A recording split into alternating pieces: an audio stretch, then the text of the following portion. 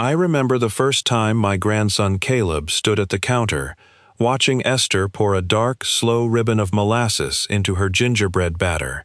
and he asked her plain as day, "Grandma, where does this stuff even come from? Is it made the same plain way as sugar itself, or is it something else entirely?" Esther looked at me across the kitchen with a little knowing smile, because she knew, same as I did, that most folks pour molasses into a recipe their whole lives long and never once stop to ask what it truly is,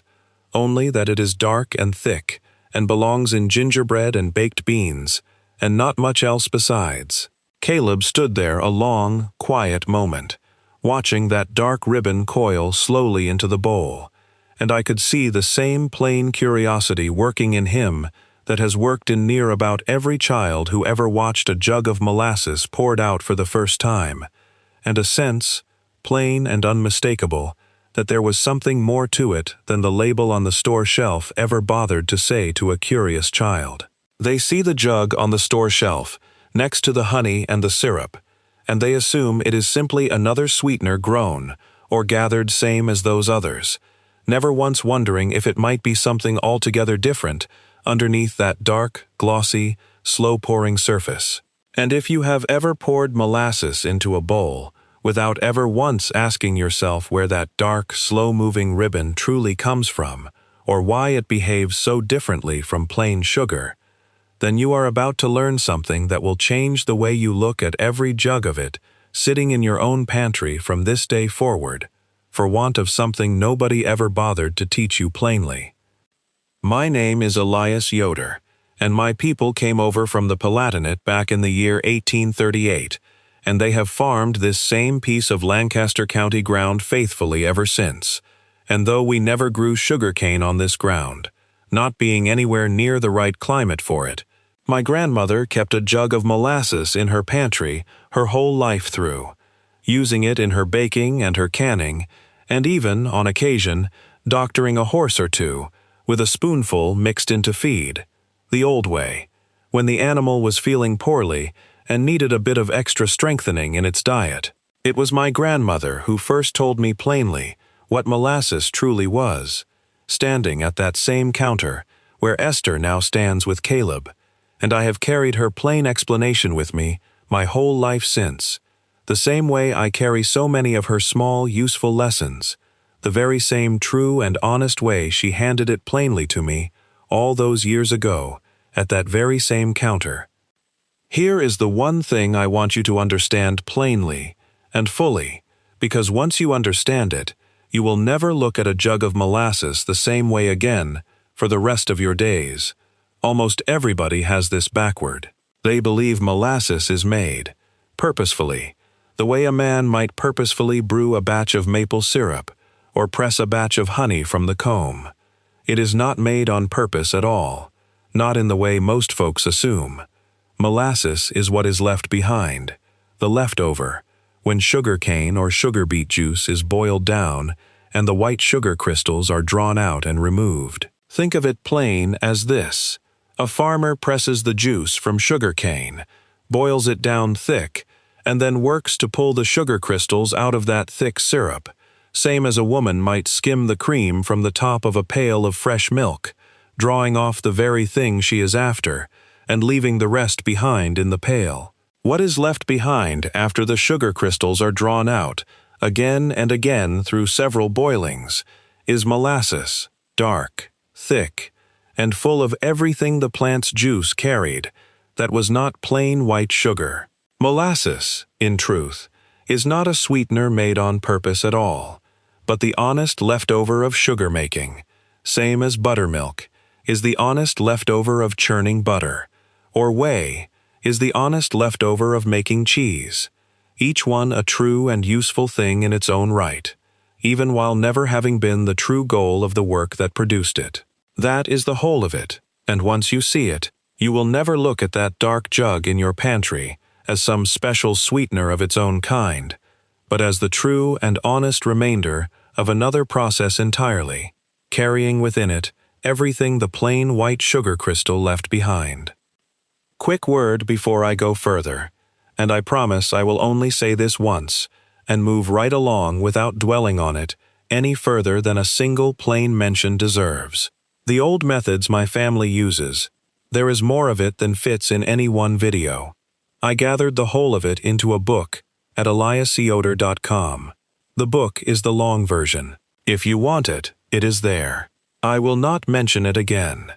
Now let me walk you through the why and the how of this, step by step, plain and unhurried, the way my grandmother laid it out for me at her own kitchen counter so long ago, back when I was hardly older than Caleb is now, standing at that same spot, wondering the very same thing.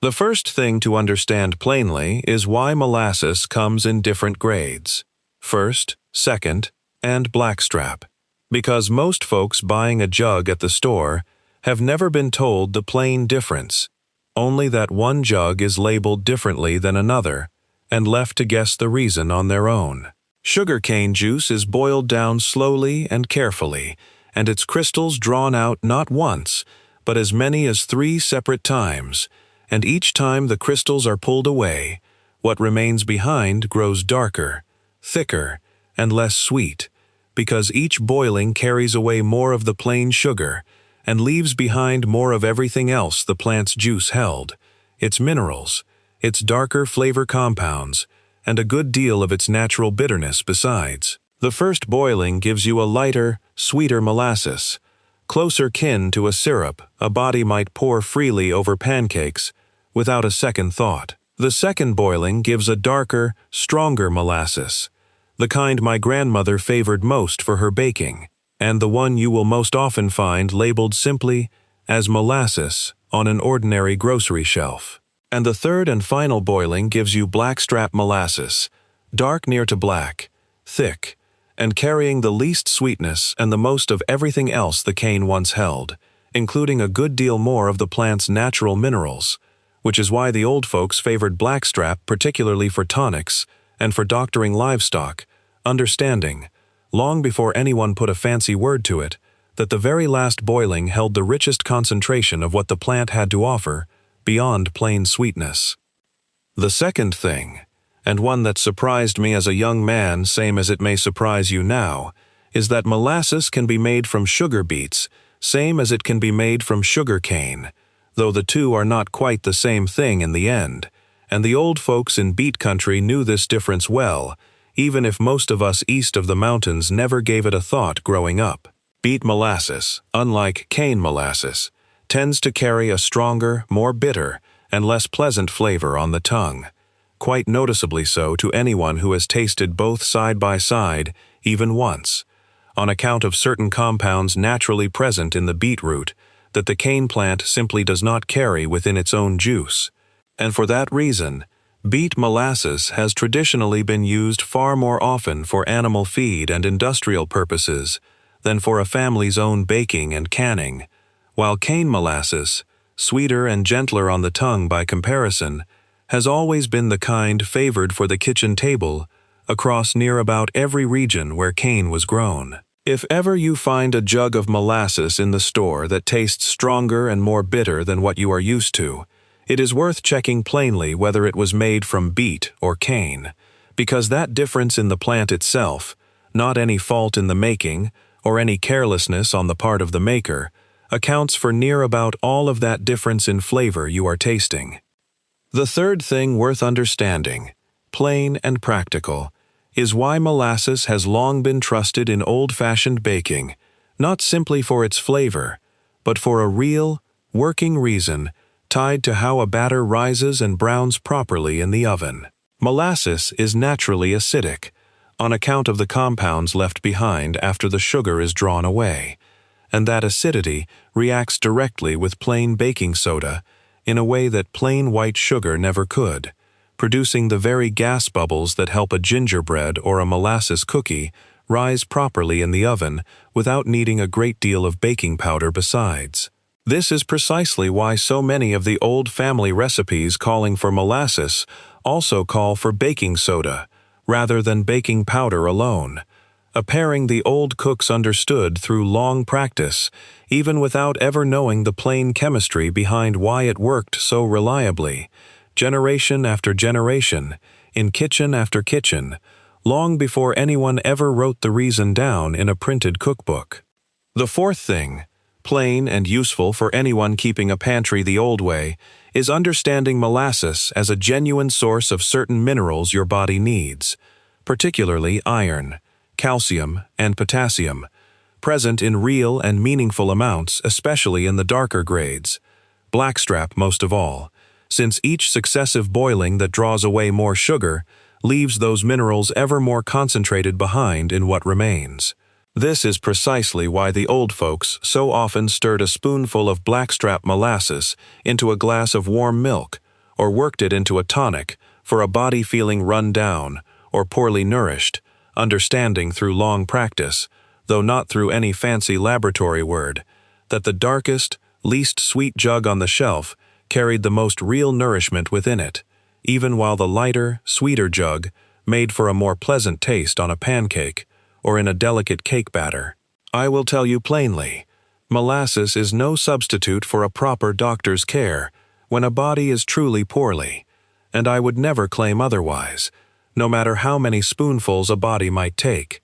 But as a genuine, honest addition to a family's ordinary diet, it has real and defensible worth beyond simple sweetness, same as many an old pantry staple does, when a body takes the time to understand what it truly carries within it, rather than dismissing it as merely a flavoring.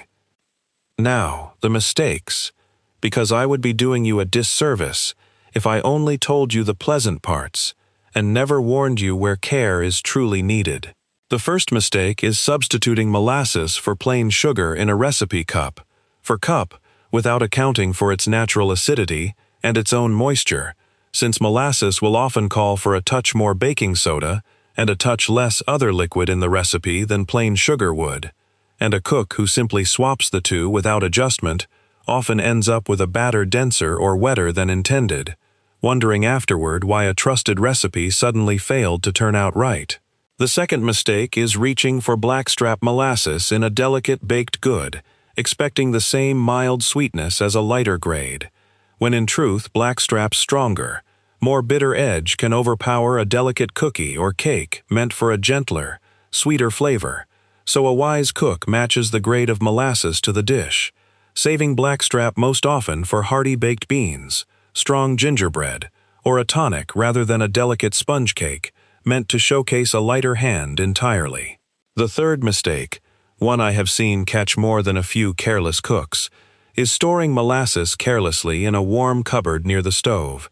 because its natural sugars, left in a warm spot over time, will slowly begin to crystallize and thicken past what any recipe calls for, same as honey will crystallize given enough warmth and time. So a cool, dark pantry shelf serves a jug of molasses far better than a spot too near the day's cooking heat, keeping it pouring smooth and easy for a good long while. I want to say something plain here, because I think you deserve the truth, rather than a comfortable story. I am not telling you that some man in a boardroom decided folks ought to go on believing molasses was simply another sweetener made on purpose, rather than the honest leftover of sugar making. No one had to plan such a thing, and there is no bottle or product standing behind this small confusion waiting to profit from it. This is simply a case where plain old kitchen understanding quietly slipped out of everyday conversation, the way a good many small true things slip away once fewer families are baking and canning, and doctoring their own livestock the old way, the way my grandmother did her whole life through. When a family works its own kitchen and its own pantry year after year, making do with what the land and the season and a bit of hard-won knowledge provide, small true bits of understanding get passed down naturally, without anyone ever calling it chemistry or nutrition at all, simply because a grandmother explains to a curious grandson why the darkest jug on the shelf is also the one she reaches for when somebody in the family is feeling poorly, and the boy carries that plain lesson with him the rest of his days without ever needing a textbook to make it stick. Once fewer of us are keeping a pantry that way, those small true things have nowhere left to travel, and they quietly vanish from a family's memory within a generation or two,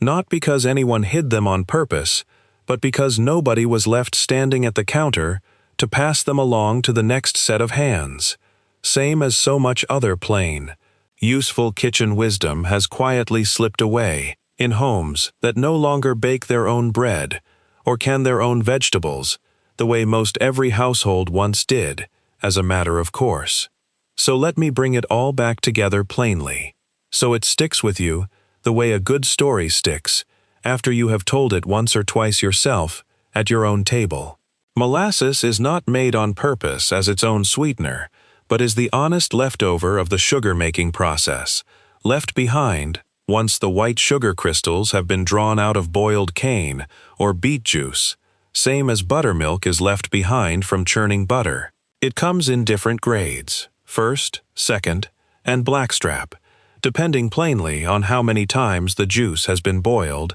and its sugar drawn away,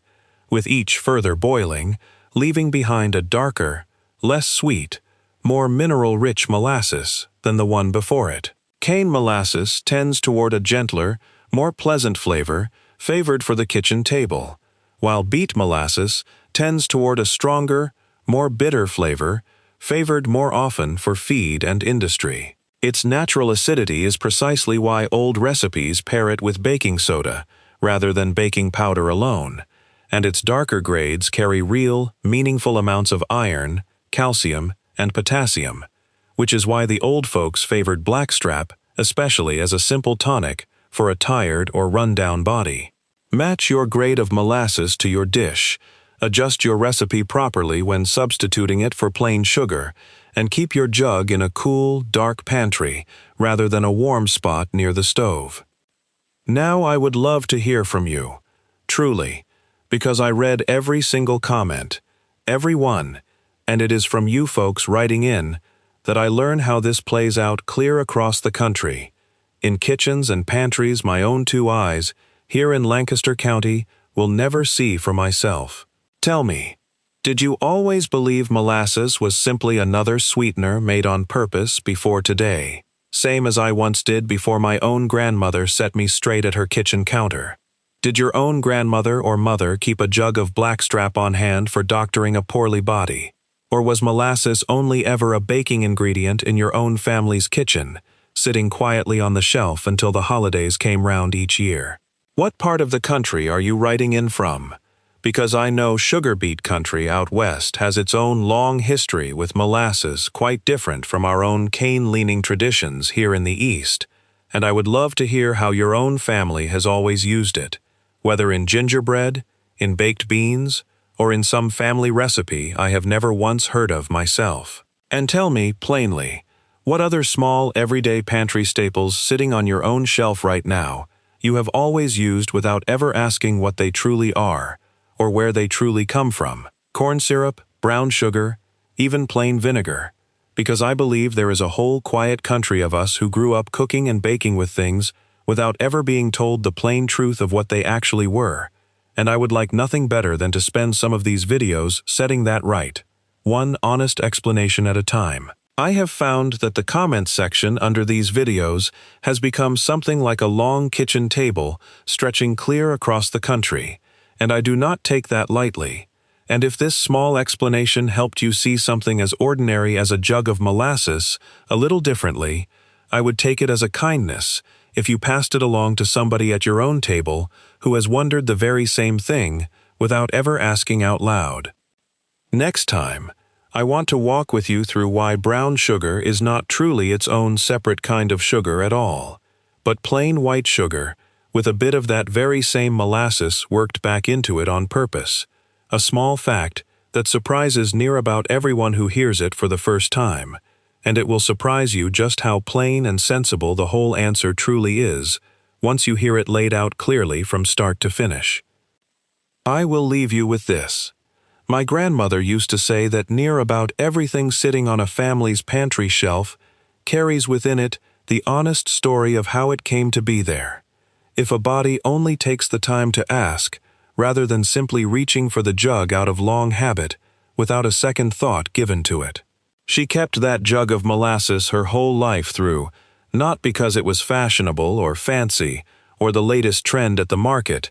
but because she understood plainly what it truly was, and what it truly offered a family, the honest, useful remainder of another process, wasted by nobody, put to good use in bread and beans and a tired body's tonic alike. I think of Caleb now, standing at that same counter watching Esther pour her own dark ribbon into the bowl, and I hope, same as I hope for you watching this today, that he carries that plain lesson forward, the same way I carried my own grandmother's lesson forward these many years, passing it along in turn to whoever stands curious at his own counter someday. That is the whole of what these old ways are. When you get down past all the specifics of boilings and grades and baking soda, they are just the quiet, patient understanding of people who lived closer to their own pantry and their own kitchen than most of us do today, passed down to whoever is willing to slow down long enough to listen.